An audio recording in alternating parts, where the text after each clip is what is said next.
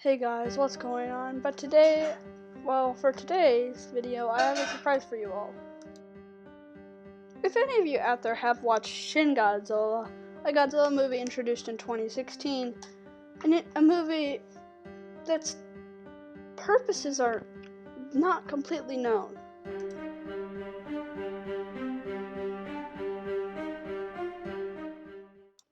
Most people have found much hidden stuff in the movie, such as the tail, a video in the description that I will put in the description by D-Man1954, including a theory about the tail, and there are also many other theories out there, but I came up with an interesting one. Throughout the movie, the music plays a surprisingly important part. I listened to it on Spotify and listened to deep details in every one. Listening to every little detail gave me this important idea, a theory that could change how we think of Shin Godzilla and everything around it.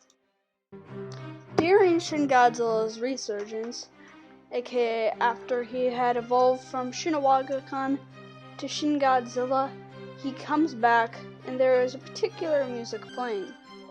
Most people will not really pay attention to this music as there appear to be no lyrics. It just appears to be a sad song, or in the human's perspective, which I will come back to later, about how terrifying Shin Godzilla really is after he is coming back up and is 5 times bigger, than he was before.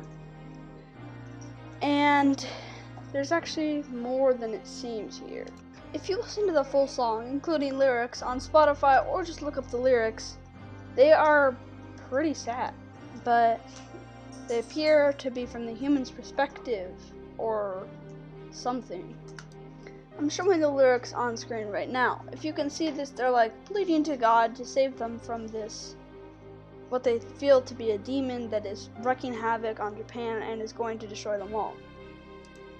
In the description below, I will have a YouTube link to the actual song. Also, the song itself, as you could probably guess, is called Persecution of the Masses, which you could probably guess from the first scene.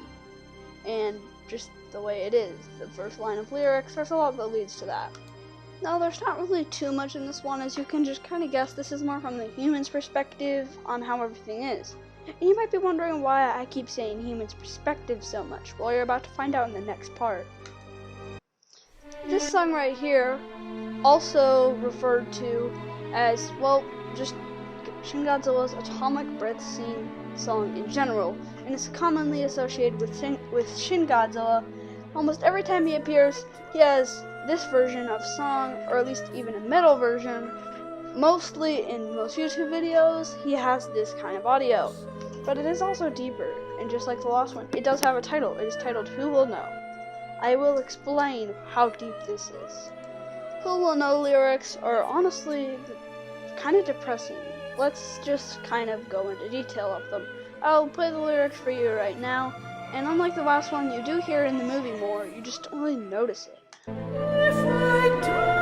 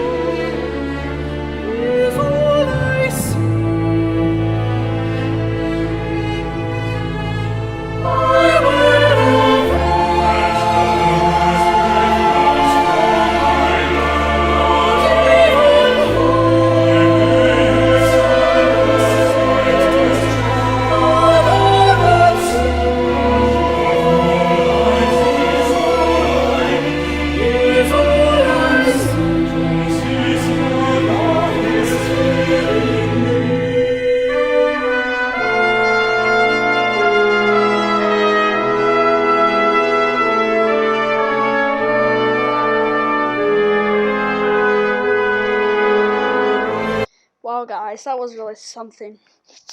Comment down below if you cried actually knowing what the lyrics were or anything like that. There's actually a lot in this. Let me just start off with this theory that was in the video I had mentioned earlier about the tail. This is something that is completely relevant to Shin Godzilla in general, and we can definitely know this. We need to keep in mind Shin Godzilla is merely just an animal. When it does the atomic breath after being bombed by bunker bombers, it is merely doing what a snake would do when it feels threatened. It is defending itself, just like a rattlesnake bites you. My theory is that this is in the perspective of Shin Godzilla.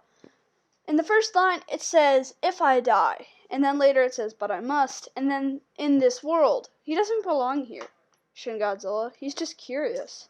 He wants to be able to come on land, but that is not, well, he can't. As Kamata-kun, he is just an underwater creature. He has to evolve and adapt until he is Shin Godzilla and is completely able to come on land. It is then written, "Who will know?" He wants to be known. That's why he goes in the form of something huge. He just wants to be known. He is lost. The next line, "I am lost." He is lost, and no one knows of his yearning. This is deep, of his yearning, because throughout the whole movie, we get the blood. The blood is a huge part. The blood that Kamata-kun bleeds. It is a symbol of his ever suffering and always being in pain, of nuclear and always adapting to everything. He is always evolving and changing, which is really painful for him. No one knows of his yearning. The next line definitely leads us to that this is definitely Shin Godzilla talking. He says, "As long as breath comes from my mouth, may yet stand the slightest chance." He is saying that atomic breath is what it means. It's not meaning he's just alive, that breath. It's meaning the atomic breath. At least I'm 99% sure. What confirms it is I may yet stand the slightest chance. He is defending himself from those B-2 bunker bombers. And he's scared. He doesn't know what he's going to do. He's just defending himself, like I said earlier. It is then written, "A shaft of light is all I need." Here's something for you guys that's kind of connected to this, but also just something I literally just came up with making this video. The fact that through his evolution, he just gets redder, and then the black comes out of nowhere. Also, that he is one of the only completely jet black Godzillas, whereas the others are a bit more of a dark gray. It's possible that something happened to him when he was evolving in the water, including that Goro guy that was on a theory that I'm not even going to discuss right now. I just am pointing that out, and it just says, "A shaft of light is all I need to save me from the darkness." I think that the darkness and the way he's jet black might mean something.